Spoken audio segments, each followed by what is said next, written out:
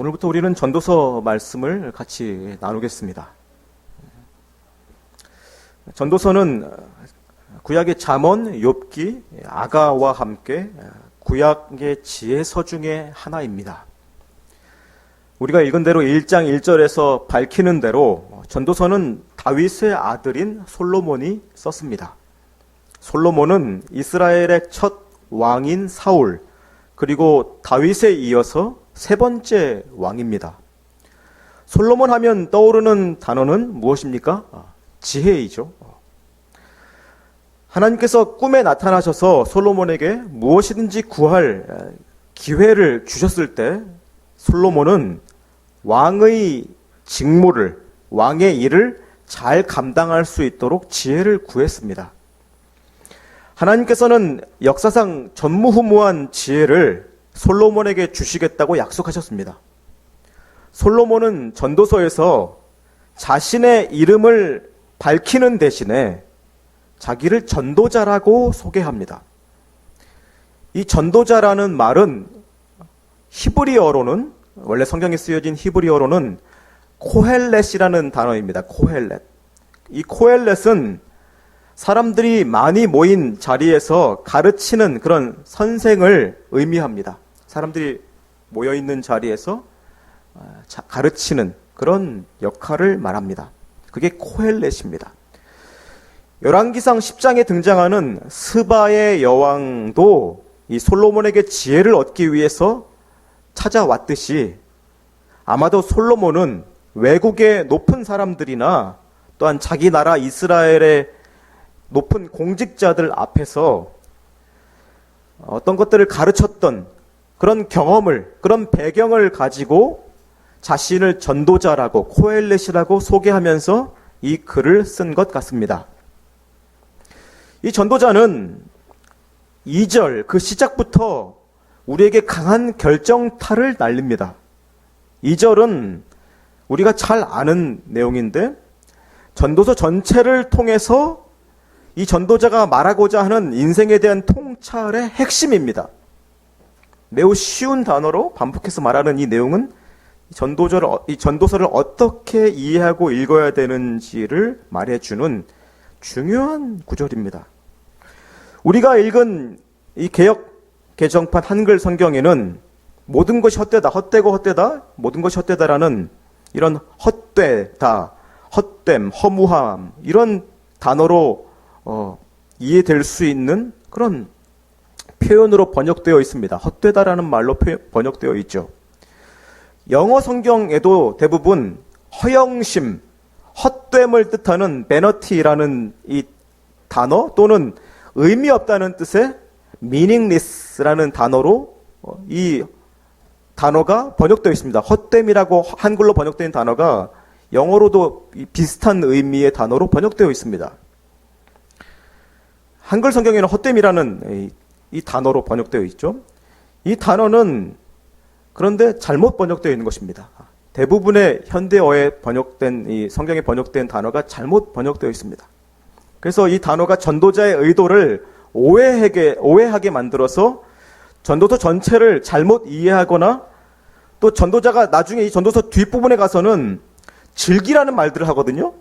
그런 고난, 인생의 고난들이 있고 모순된 것이 있지만 이 소소한 고난, 이런 기쁨들을 누리라는 얘기들을 하는데 그것이 모순됨입니다. 앞에서 이 헛되고 무의미하다라는 인생이 헛되다, 모든 것이 헛되다라고 이해하게 되면 뒤에 가서 또 그런 것들이 잘못된 쾌락주의인 것처럼 오해하게 만듭니다. 그래서 그런 잘못된 오해를 만들어내는 그런 이유가 되어버렸습니다. 그런데 여기서 헛됨이라고 번역된 단어의 원래 히브리어 단어는 헤벨이라는 단어입니다. 헤벨. 오늘 히브리어 단어가 몇 개 나오죠? 앞에서는 코엘렛이라는 단어가 나오고 여기서 헛됨이라고 번역된 원래 히브리어는 뭐라고요? 헤벨입니다. 헤벨. 이 헤벨이라는 단어는 무슨 뜻이냐면 호흡입니다. 호흡. 숨 쉬는 것. 그러니까 이 단어를 이 전도서 1장 2절에서 이 솔로몬이 전도자가 그걸 반복한 것입니다. 호흡 같고 호흡 같고 호흡 같다. 완전히 사라지는 이 한숨 같다라고 말한 것입니다. 이 헤벨이라는 단어는 창세기에서 첫 죽음을 맞이한, 그렇게 짧은 생을 살다가 간 아벨과 같은 단어입니다. 철자가 같은 단어입니다. 헤벨과 아벨은 철자가 같습니다. 그리고 이 헤벨이란 단어는 의성어입니다. 숨 쉬는 소리를 묘사한 의성어입니다. 한번 숨 쉬어보십시오. 헤벨. 해가 들이마시는 것 같아요. 제가 추측하기에는. 헤벨이 숨 쉬는 것을 히브리인들이 숨 쉬는 것을 묘사한 의성어입니다. 그러니까 헤벨은 숨을 들이쉬고 내뱉는 소리를 표현한 단어입니다. 사람이 살아있는 동안 반복적으로 내뱉는 숨처럼, 그리고 아무리 많이, 그리고 반복적으로 계속, 그리고 이 호흡은 우리에게 중요하죠. 그렇지만 뱉으면 사라집니다. 그리고 죽으면 더 이상 숨을 쉬지 않습니다. 그것을 말하고 있는 것입니다. 흔적도 없이 사라지는 것. 인생이 그런 것이라는 겁니다. 백날 숨을 쉬고, 그리고 그 호흡이 인생에서 너무나, 이 생명에서 중요한 것이지만, 그러나 사라지고, 또한 그 호흡처럼 그 인생도 사라진다는 것입니다. 그래서 3절에서 전도자가 말하는 해 아래라는 이 말도 인생이 사라지는 시간의 범위를 말하는 것입니다. 공간적으로 해 아래에 있는 이 피조 세계, 땅, 해 아래에 있는 땅, 해 아래에 있는 이 대기권, 하늘, 대기 현상이 일어나는 어떤 이런 구름이 떠 있는 공간, 바다, 땅, 이 해 아래의 공간을 말하는 것이 아니라, 우선적으로는 이 본문에서 이 해 아래가 의미하는 가장 중요한 것은 시간을 의미하는 것입니다. 시간. 왜냐하면 해는 시간의 기준이기 때문입니다. 그리고 공간 역시도 해 아래를 우리가 이미지를 생각할 때 떠오르게 되는 그 공간마저도 시간에 의해서 공간이 인식되어지고 공간의 변화들이 파악되기 때문에 여기서 해 아래는 시간을 우선적으로 생각하게 만드는 표현입니다. 해가 시간의 기준이죠. 우리가 사용하는 것이 태양을 중심으로 지구가 가지고 있는, 상대적으로 가지고 있는, 그죠? 그런 시간이죠. 그 모든 움직임과 공간을 파악하는 쪼갠 단위죠. 해 아래는 시간 속에 갇혀 있는 것들을 말하는 것입니다. 그러므로 해 아래는 시간에 의해서 철저히 제한받는 인간과 피조 세계를 말합니다. 잠깐 있다가 가는, 시간에 제한받는 그런 존재들을 말하는 것입니다. 시간 속에서 인간의 삶과 업적이 순간처럼 사라집니다. 아무것도 남지 않습니다. 아무도 기억하지 않습니다. 시간이 지나면. 하나님이 주신 이 지구의 환경의 기초인 땅을 인간들은 자신들이 더 멋지게 할 수 있다고, 더 탁월하게 바꿀 수 있다고 다 갈아엎죠. 그렇죠? 더 새롭게 인간들이 꾸미죠. 바꾸고 밀고 파고 더 쌓고 해서 더 멋지게 만들 수 있다고 여러 가지 행위들을 하지만, 그러나 그런 것들은 역사 속에서 다 사라져 왔습니다. 모든 나라의 도시들과 문명은 다 무너졌고 일부만 남아서 그냥 우리는 그것을 유적지로, 관광할 때 둘러보는 것으로 여기죠. 그러나 인간의 모든 노력들과 쌓아온 것들은 다 그렇게 사라지지만, 잊혀지지만, 그러나 땅은, 그 땅이 솟아있는 산들은 그대로 있습니다. 인간이 한 일들은 다 사라집니다. 잊혀집니다. 헤벨, 호흡과 같습니다. 시간 속에서 인생들은, 인간이 한 모든 일들은 호흡처럼 순간입니다. 그게 바로 해 아래에 있다는 것입니다. 새로운 것이 없습니다. 5절부터 말하는 해가 뜨고 지는 것, 또 바람이 이리저리로 부는 것, 그리고 물이 순환하는 이런 현상 역시 다 인간은 그 흐름을 바꿀 수 없고 오히려 그 순환 속에서 사라져버리고 흔적도 없이 잊혀지는 것임을 말하는 것입니다. 즉 인간의 모든 고생과 수고가 시간 속에서 사라진다는 것입니다. 인간이 지혜로운 줄 알고 똑똑한 줄 알고 모든 것을 이해하려고 하고 설명하려고 하지만, 그리고 통제하고 자기 마음대로 다 조작하려고 하지만 그럴수록 피곤할 뿐입니다. 다 이해하지 못하고 다 마음대로 할 수 없습니다. 피곤할 뿐입니다. 자연의 순환적인 힘뿐만 아니라 그 안에서 나름대로 인생의 의미와 행복을 찾으려는 인간의 모든 노력들 역시 새로울 것이 없습니다. 사라질 뿐만 아니라 또 만들어내는 일, 저지르는 일, 버리는 일 역시 또 새로운 것이 아닙니다. 사라졌던 일을 또 새로운 것인 것처럼 하는 것입니다. 사람들은 항상 어떤 새롭다고 여기는 그것을 만든 사람이나 그것을 구해서 돈을 주고 사서 사용하는 자나 그것이 이전에 없었던 더 복잡하고 세련되고 더 멋지고 첨단의 그런 새로운 것이라고 호기심을 가지고 빠져들지만, 다들 관심을 갖지만, 그러나 그것마저도 시간이 지나면 금세 잊어버리고 또다시 시간이 지나면 더 새로운 것, 다른 것에 흥분하고 집중하는 것이 인간입니다. 그래서 뭔가 새로운 것, 이게 우리의 인생의 의미를 찾아줄 수 있고 뭔가 가치를 발견하게 해줄 수 있다라고 여기는 그런 모든 것들이 다 시간 속에서 옛것이 되고 사라져버리고 또 다른 새로운 것, 뭔가 의미 있는 것인 것처럼 또 허무한 것을 찾습니다. 그러나 정작 자신에게 중요한 것, 정말 인생을 의미 있게 해줄 것들에 대해서는 관심도 별로 없고 그것을 찾지도 못하는 것이 인간입니다. 정말 중요한, 정작 중요한 문제에 있어서는 아무런 진보가 없는, 발전이 없는 것이 인간입니다. 그래서 몇천 년 전이나 지금이나 인간들이 정작 마음속에서 고민하는 것, 근심하는 것, 해결받지 못하고 있는 것은 동일한 문제입니다. 겉에 입고 있는 옷이나 손에 들고 있는 것은 달라 보이지만 결국 다 똑같습니다. 그래서 해 아래 새 것이 없는 것입니다. 시간 속에서 인간이 하는 짓이 다 똑같은 것입니다. 전도자는 우리의 인생과 역사가 허무하고 의미가 없다고 말하는 것이 아닙니다. 다 끝나는 것이고 잊혀지고 없어지는 것이니까 허무하다, 의미 없다 이런 말 하고 있지 않습니다. 우리의 인생이 모양도 없고 호흡처럼 손에 잡히지도 않고 또 겨울철에 숨을 내뱉으면 그게 하얗게 김이 나와서 순간 또 사라지는 것처럼 그렇게 사라지는 호흡과 같지만, 인생이 그렇지만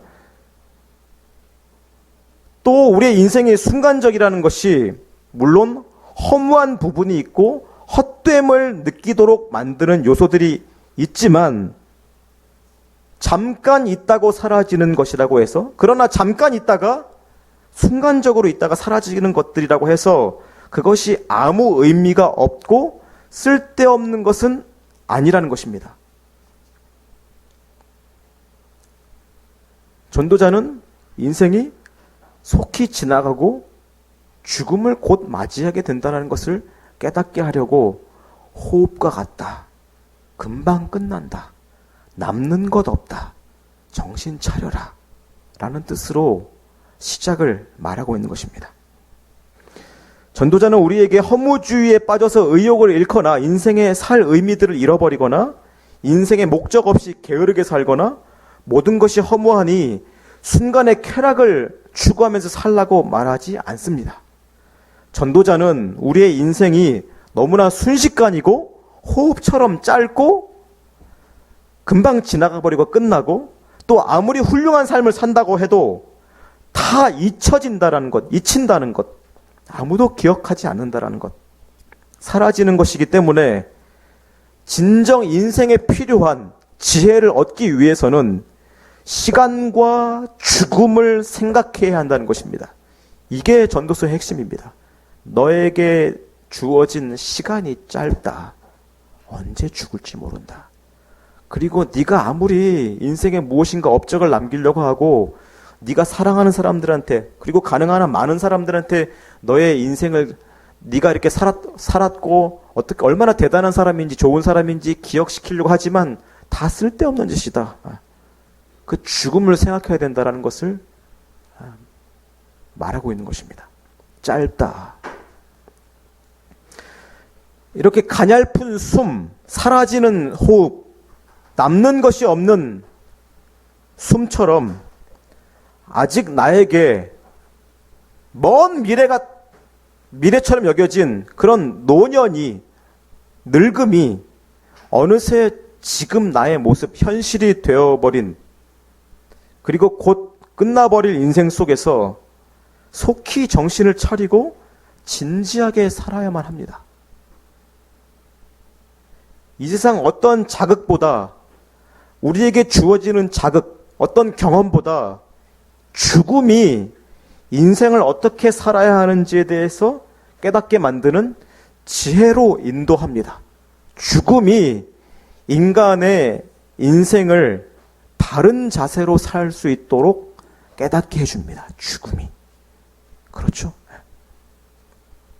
죽음이 인생을 진지하게 참된 의미를 찾을 수 있도록 도와줍니다.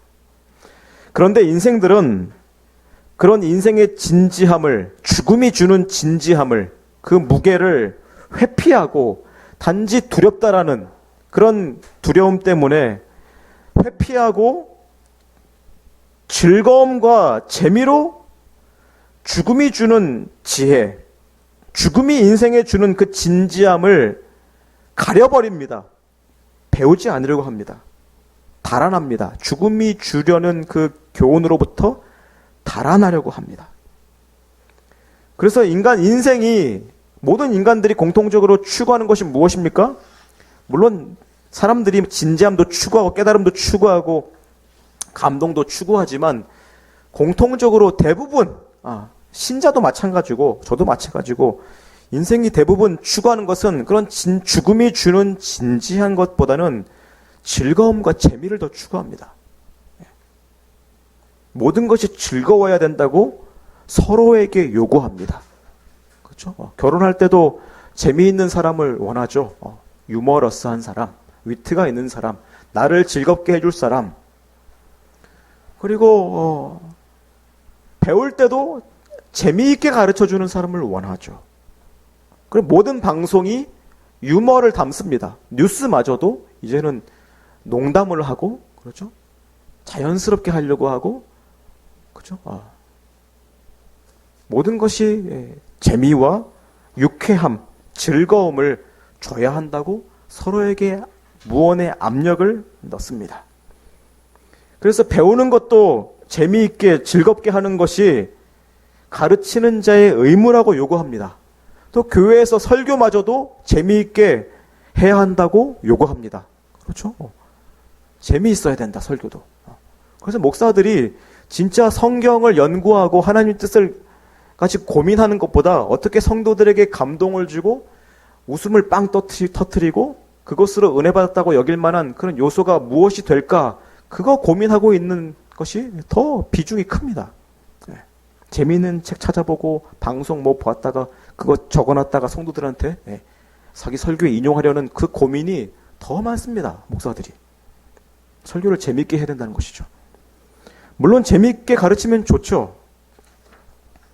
또 우리는 직업을 가지고 이 세상에서 어떤 일들을 감당할 때 물론 재미있게 해야 됩니다. 사람들한테 재미있게 하고 재미있게 가르치고 어떤 것들을 내용을 전달할 때 유쾌하게 즐겁게 가르쳐주고 전달하고 설명해주고 또 사람들 그렇게 대해야 됩니다. 흡인력 있게 할 수 있도록 그런 내용들, 그런 태도들이 물론 필요합니다. 심각하게 무조건 진지하게만 살라는 것은 아닙니다. 유머가 필요합니다. 그러나 우리가 아무리 재미있게 무엇인가를 가르치고 정말 깨달아야 되는, 정말 습득해야 되는 지식이나 너의 인생에 꼭 필요한 이 지혜를 깨달았으면 좋겠다 하는 그것을 재미있는, 아주 재미있고 흥미로운 것들로 포장해서 그에게 가르쳐 주거나 제공해 주어서 그 사람이 배우는 사람이나 그걸 깨달아야 되는 사람이 그걸 잘 흡수한다 할지라도 그 인생이 성숙해지고 그 사람이 참된 인간이 되는데 거의 효과가 없습니다. 그것을 그냥 교육학적으로 그냥 배우고 잘 배워서 그것이 얼마나 기억에 오래 남고, 그죠? 학습적으로는 효과가 있지만 그 인생에 진정한 그 유익을 주는 데에는 재미와 흥미 요소가 거의 아무런 효과가 없습니다. 단지 유능한 교사는 될 수 있고 잘 팔리는 콘텐츠는 될 수 있죠. 사람의 인생이 진정 바뀌게 할 지식, 진정한 지혜는 온갖 재미있는 것으로 감싸서 전달해주는 부모나 그렇게 재미있게 가르쳐주는 선생을 만나는 것에 있지 않습니다. 진짜 인생을 어떻게 살아야 되는지에 대한 각성과 깨어남, 이렇게 살아서는 안 되겠다 하는 그런 위기의식, 절박함을 갖는 것이 가장 확실한 것이죠. 그렇죠. 정신을 차리고 살아야 한다는 것을 깨닫게 만드는 시대, 그리고 그런 위기를 경험하게 되는 상황, 그런 사건을 만나는 것이 가장 확실합니다. 그런데 무지한 자들은 그런 일들을 경험해도 그래도 정신 못 차리는 사람들이 있죠. 그렇죠? 사건을 겪고 인생의 사고를 당해보고 위기를 겪어도 정신 못 차리는 사람들이 있긴 하죠. 네. 그래서 자기 나라가 전쟁을 당하고 또 힘이 없어서 무지해서 앞서가는 나라들한테 당하는 그런 시대를 겪거나 또 자기 부모가 없어서 무지해서 가진 것이 없어서 무시당하는 꼴을 보거나 그런 사람은 정신을 차립니다. 그렇죠. 내가 이렇게 살아서 안 되겠구나. 열심히 공부하죠. 공부 머리가 없으면 기술이라도 열심히 배우죠. 남들 다 퇴근해서라도 한 이후에도 열심히 자기가 더 배우죠. 그렇죠. 네. 그래서 성실히 배웁니다. 그걸 재밌게 가르쳐주지 않아도 여기 자신의 생존과 인생이 달려있기 때문에 재미있게 가르쳐주지 않아도 오히려 윽박지르고 무섭게 하고 무시를 해도 악착같이 배웁니다. 그렇죠. 네. 코피를 쏟으면서 자기 일을, 실력을 연마합니다. 그런 자극이 없고 태평한 시대를 살고 있기 때문에, 이 시대가 그렇기 때문에 공부든지 일이든지 다 재미와 자극과 쾌락을 통해서 사람을 끌어가려고 하는 것입니다. 인생을 진지하게 살게 만드는 그런 일들을 거의 겪을 수 없기 때문에 모든 두려움과 인생의 위기를 접하게 되는, 맞닥뜨리게 하는 것들로부터 다 차단되어 있고 안전하게 보호받고 있기 때문에 인생의 위기를 만날 일이 없으니까 다 모든 것은 이제 무엇으로 다 동기부여를 해야 됩니까? 재미입니다. 쾌락입니다. 그것이 없으면 안 되는 것이죠. 그래서 전도자는 자신의 이야기들을 정말 이 땅에 살아가는 사람들에게 자신이 깨달은 지혜들을 전달해 주기 전에 그 앞에 있어서 인생의 짧음에 대해서, 그리고 누구든지 맞이하게 될, 그리고 자신이 예상하는 것보다 순식간에 지나갈 그 인생, 그 죽음을 맨 앞에 던져놓은 것입니다. 너의 인생이 호흡과 같고 그렇게 사라질 한숨과 같다라고 말한 것입니다. 죽음은 그런 차원에서 우리의 인생을 진지하게, 성실하게, 지혜롭게 살게 하는 진정한 선생입니다. 너의 인생을 어떻게 살아야 되는지 생각해봐라. 내가 곧 너한테 찾아갈 것이다. 그렇게 말해주는 가장 좋은 선생입니다. 물론 어리석은 인간은 앞에서 말했다시피 그런 죽음을 통해서도 깨닫지 못합니다. 자기 부모가 죽어가고 자기가 사랑한 것들이 사라져가고 쓰러져가고 죽어가도 정신을 못 차리는 사람들이 있긴 있습니다. 죽음을 통해서 앞에서 말한 진지하고 성실한 태도를 갖는 것보다 오히려 어떤 사람들은 이 세상에 있는 흔한 사람들처럼 허무주의에 빠지고, 그래, 죽음, 그렇게 인생이 짧은 것이고, 죽음이 찾아오는 것이야. 그러니까 남는 것 없으니까, 그냥 쾌락을 추구하면서, 소소한 인생의 재미들을 찾으면서 그것으로 인생 살다 가는 것이지, 이렇게 살아가는 사람들도, 이렇게 살아가는 사람들이 거의 태반이죠. 전도자는 이 죽음을 가지고 교훈을 받을 준비를 시키는 동시에 또한 시험하는 것입니다. 하나님을 아는 자는 그 죽음을 통해서 바른 길로 갈 것이고, 하나님을 끝까지 부인하는 자는 결국은 쾌락주의로 갈 것이며, 전도서를 쾌락주의로 해석할 것입니다. 전도자는 그러나 그럴 수 없다고 말하는 것입니다. 쾌락주의로 빠질 수 없다. 인간은 결코 인생의 의미를 스스로, 아무리 열심히 살아도 인생의 의미를 스스로 만들어낼 수 없습니다. 사라지지 않는 어떤 것들을 남길 수도 없습니다. 모든 것이 순식간입니다. 그렇지만 절망하거나 아무렇게나 살아갈 수 없습니다. 쾌락을 추구하면서 살아갈 수 없고 허무하게 살아갈 수 없습니다. 그렇게 쾌락주의를 추구하거나 허무주의로 살아가는 것은 어리석은 것입니다. 신자들도 그렇게 살기 쉽습니다. 한 주간 열심히, 나는 허무주의 아니야. 당연히 신자들은 쾌락주의적으로 살아가지 않겠죠. 그런데 상당수가 허무주의로 살아가기도 합니다. 그래서 열심히 살아가고 사람들한테 칭찬받기도 하고 교회 안에서 칭찬받기도 하지만, 그러나 허무한 것처럼, 의미 없는 것처럼 그렇게 생각하죠. 그렇지 않다는 것입니다. 쾌락주의든지 허무주의든지 그 모두 다 속는 것입니다. 그리고 그런 인생관을 가지고 있는 사람들은 결국 거짓에 잘 속습니다. 자신의 허무함을 달래줄 달콤한 쾌락들에 결국 자신의 것을 다 바치는 일들을 저지르고 맙니다. 정말 헛된 인생을 살게 됩니다. 1장 2절이 말하는 헛되고 헛된 그 진짜 문자 그대로의 헛된 인생을 살고 맙니다.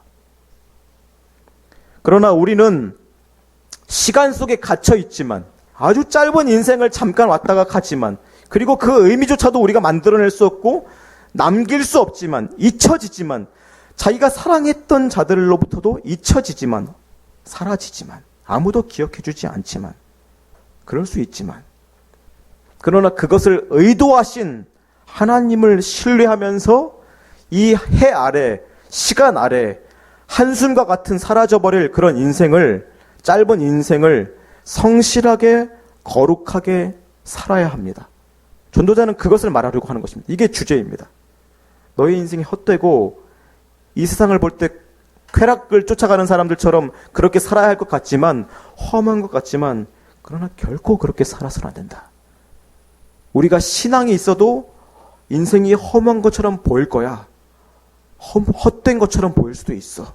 한숨 사라지는 것처럼 보일 수도 있어. 그러나 인생이 그렇지 않다.